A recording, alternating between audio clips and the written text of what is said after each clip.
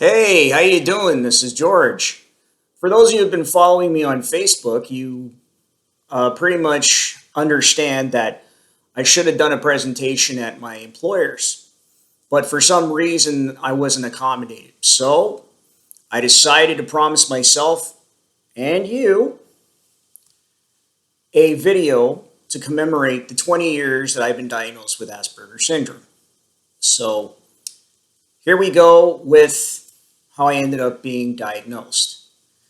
Now, keep in mind that even though I've been diagnosed that long ago, I've had other issues decades prior to that. You see, I have had maybe ADD, ADHD, PDD, NOS. I don't know. These acronyms, I think, were prevalent back about 4 decades ago. More than 4 decades ago, I might add. I was in the single digits back in the day when a psychologist basically said he believed I had this. One of the three things I just mentioned. But be that as it may, I was in special ed for 3 years and a week. And I say that because I went into grade four a week later for whatever reason they did. It's a good thing though, because the classroom looked like a dungeon.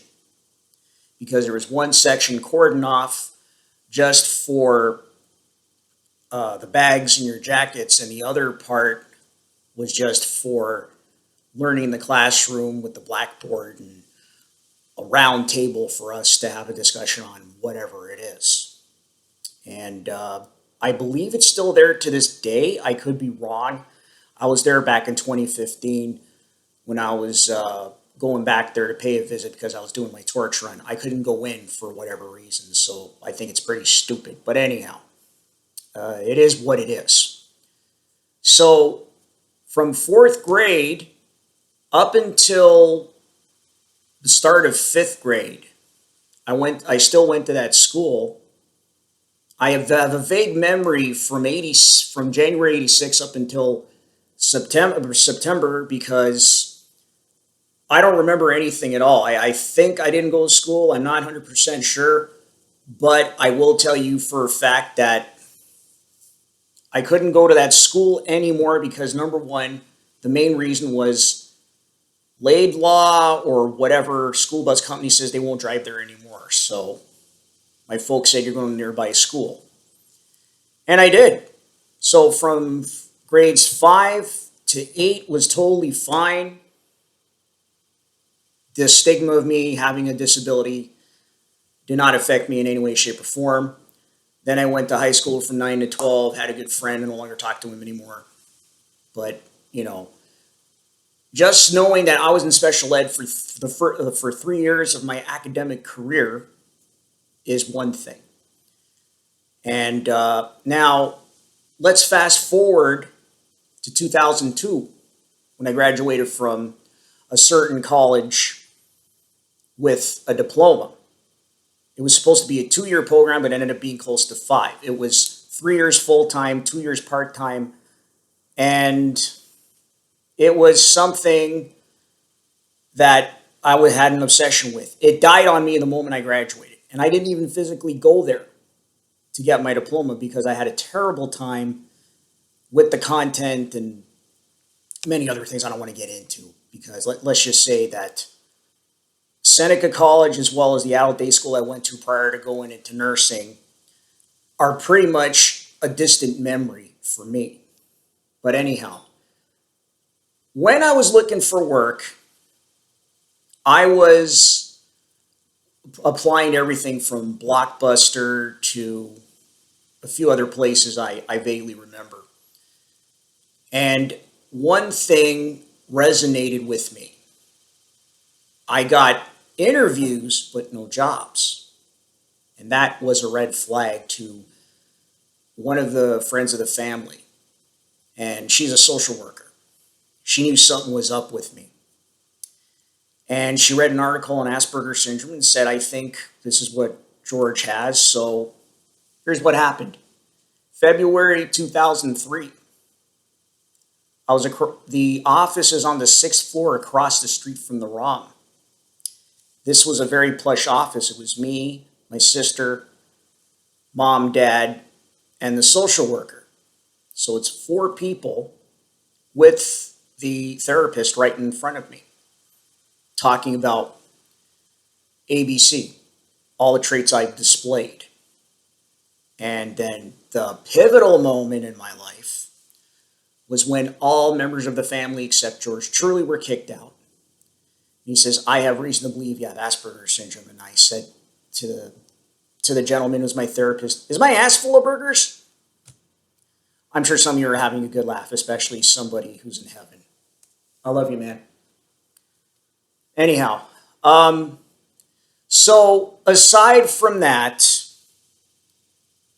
let's just say that everything went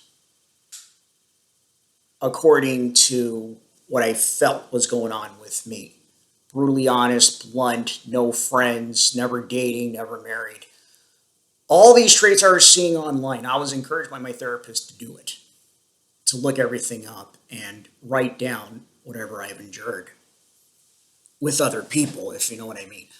So, long story short, October 18th, 2003, which is not too far off from now, I got the diagnosis of Asperger's disorder, which I never heard of until then. But it was official. Now it's called level 1 autism, and I don't understand for the life of me why that's the case. But you do get the picture. So, through an agency, I actually went to look for work. Because when I was getting diagnosed, I was working for a nonprofit organization. I was working them for some time. They did this conference. I was asked to become administrative assistant, social coordinator at that time. One day, I did a mistake, which pretty much cost me both those positions. It was a volunteer job, so I was relieving my duties. Did I ever go back there? No. It's too painful to even think about or even go back to it. So, then I went to an agency I was recommended to from my former volunteer position, and they knew right off the bat I had lots of potential to make it big, if not huge, according to them. They knew I'm a people person, and I'm a lot different than most of the people in the group. You would have seen them. Some of them were lower functioning. Some of them one person had a PhD in history and amongst other things. So, yeah, as Ellie Knight would say. So here I am in a room with 7 other people, all guys, by the way. There's more guys than women that have this condition, so just so you know.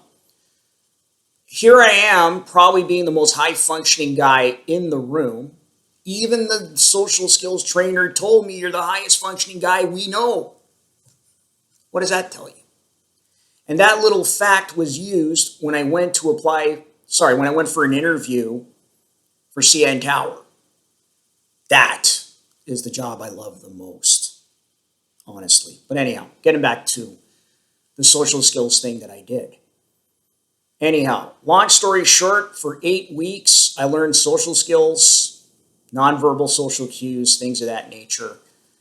And I graduated from there within 2 months, because that's what you get, 2 months to basically get your act together. 4 days a week, 3 hours a day, paradise. For me, that is. And you get Fridays and the weekend off. Perfect. Anyhow, from this agency, my first job was working on the carts in Bayview Village. And that lasted 17 months. Then I went for another job, which was at a Loblaw store. I didn't last long. And then I went to my current job as a cashier at this supermarket. Now, let me tell you the difference between how it was 15 years ago compared to now. When I was there 15 years ago, they had the puke yellow shirts, and morale was low at the front end because there's not many people They just go there, do their thing, and go. They don't not many people socialize, and some of them are rude, obnoxious, and all that. There are still rude people, no matter where you go, no matter what department. It's just a matter of how you talk to them. That's the way it is. But anyhow, you get the picture. So, long story short, in my 15 years that I've been in my current employer, two-time presidential status member, Pan Am Games torchbearer, front-end buddy, the proud father of over 80 accomplishments. I got probably more kudos in 2 years than anybody else I know. Okay, somebody else I have in mind has gotten way more kudos than I do. She knows who she is. But anyhow, it is what it is. Anyhow, so how does it feel like to have this condition? Oh, you have no idea how it feels like to have this condition. For starters, you feel lonely all the time. You may have lots of friends, but you still feel lonely. You see people dating, getting married, good for them. But when I look at relationships, the best part about being alone is you don't deal with the toxicity being in that relationship. You don't have to worry about kissing their ass. You don't have to worry about telling them or being there for them, despite the fact they could be fake. Think about it. I mean, relationships, believe it or not, 5% of people in my condition are in relationships. 1, 2, 3, 4, 5%. Depressing. But I can understand why, because people like me are misunderstood. I guess North American values state that if you don't look normal, you don't act normal, you don't fit in. I guess times have changed for those people who are not disabled, if you know what I mean. I know I'm a little bit pissed off and all that saying these things, but I guess that's the truth of the matter. There's my brutal honesty right there, showing off in front of you. But you get the picture. But anyhow, how does it feel to know that the 18th is looming and it's the most painful day of the year? Oh my God, Jesus. Oh.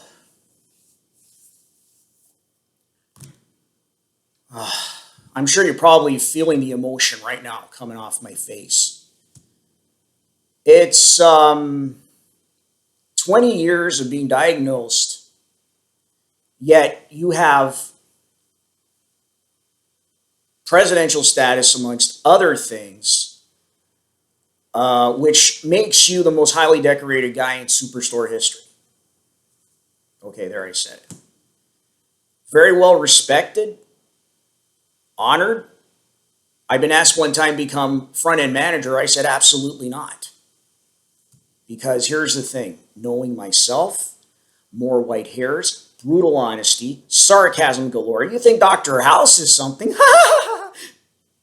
Yeah, I'll make him look like a saint if I ever became a department head of any sort. I'm probably going to lose my sanity within 2 weeks of getting the job.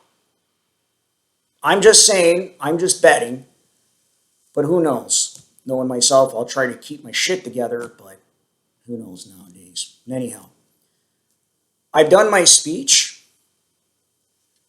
and hopefully you learned something from it. I'm going to be sending on my Facebook page some YouTube videos for you to look at to commemorate the 20 years I have this condition. So anyhow, I love y'all. Take care of yourself.